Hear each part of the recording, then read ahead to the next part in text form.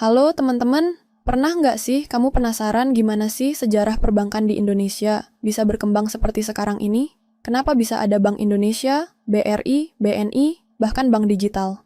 Nah, di video kali ini kita akan menelusuri perjalanan panjang perbankan di Indonesia, mulai dari zaman penjajahan Belanda sampai era digital yang semakin maju. Yuk, simak terus! Perjalanan perbankan Indonesia dimulai sejak abad ke-18, jauh sebelum Indonesia merdeka. Di masa itu, Belanda yang menguasai Indonesia mulai mendirikan bank pertama di sini yang bernama Bank van Quran en van Lening pada tahun 1746. Nah, kenapa bank pertama ini didirikan? Jadi, pada masa itu, para pedagang Eropa datang ke Indonesia untuk mencari rempah-rempah. Kegiatan perdagangan yang semakin pesat ini membutuhkan lembaga keuangan untuk mendukungnya.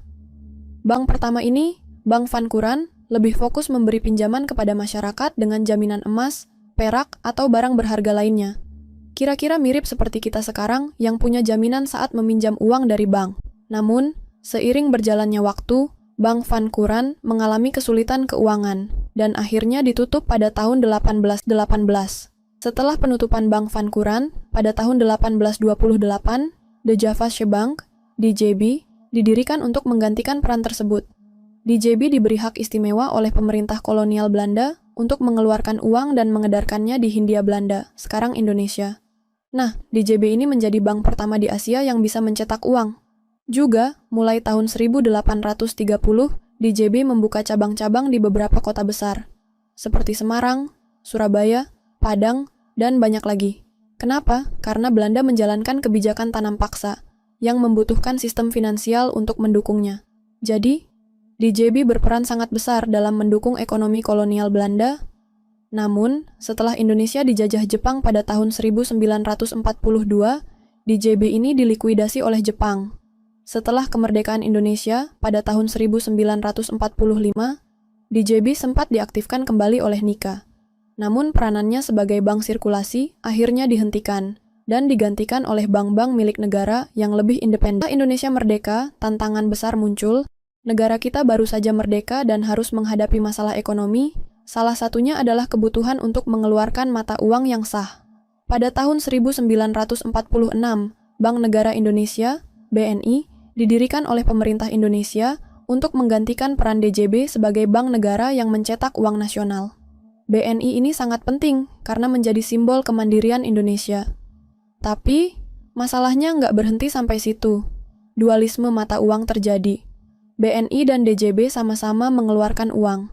Mata uang DJB dikenal dengan sebutan uang merah, sementara BNI mengeluarkan uang putih. Ini menimbulkan persaingan yang cukup sengit antara kedua bank tersebut, seperti perang mata uang di Indonesia. Namun, dengan semangat kemerdekaan, BNI terus berjuang untuk memantapkan ekonomi negara. Bahkan, pada tahun 1949, BNI mulai mencetak uang nasional pertama yang dikenal dengan nama Oeang Republik Indonesia. Setelah melewati masa-masa sulit, pada tahun 1953, pemerintah Indonesia mengambil langkah besar dengan mendirikan Bank Indonesia, BI, sebagai bank sentral pertama negara ini. Mulai saat itu, Bank Indonesia tidak hanya bertugas mengedarkan uang, tapi juga mengatur sistem moneter negara. Di tahun yang sama, pemerintah mengeluarkan Undang-Undang Nomor 11 Tahun 1953 tentang Bank Indonesia, yang mengukuhkan posisi BI sebagai bank sentral yang memiliki kewenangan besar dalam mengelola ekonomi Indonesia. Bank Indonesia ini punya tugas yang sangat penting loh. Selain sebagai bank sirkulasi, BI juga menjadi penjaga kestabilan ekonomi. Tugas utama BI adalah menjaga stabilitas nilai rupiah dan memastikan inflasi tetap terkendali. Pada krisis ekonomi tahun 1997, Indonesia menghadapi masalah besar. Banyak bank yang mengalami kebangkrutan, dan beberapa bahkan harus ditutup. Selama krisis ini, banyak orang kehilangan uang dan kepercayaan terhadap sistem perbankan. Untuk mengatasi masalah ini, pemerintah membentuk Badan Penyihatan Perbankan Nasional, BPPN, yang bertugas menyelamatkan sektor perbankan.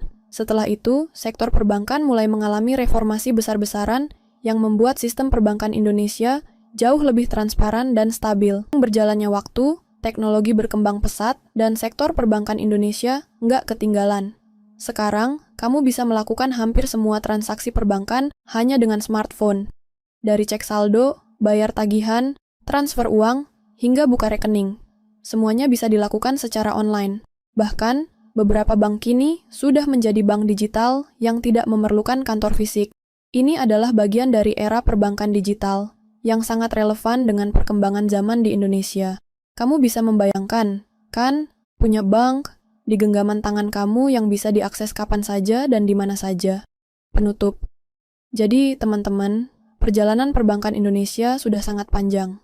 Dari masa penjajahan Belanda yang didominasi bank-bank kolonial, sampai era digital yang serba cepat dan modern.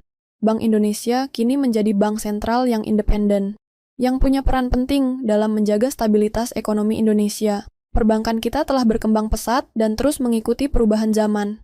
Tentu saja, seiring kemajuan teknologi, perbankan Indonesia akan terus bertransformasi untuk memenuhi kebutuhan masyarakat yang semakin modern.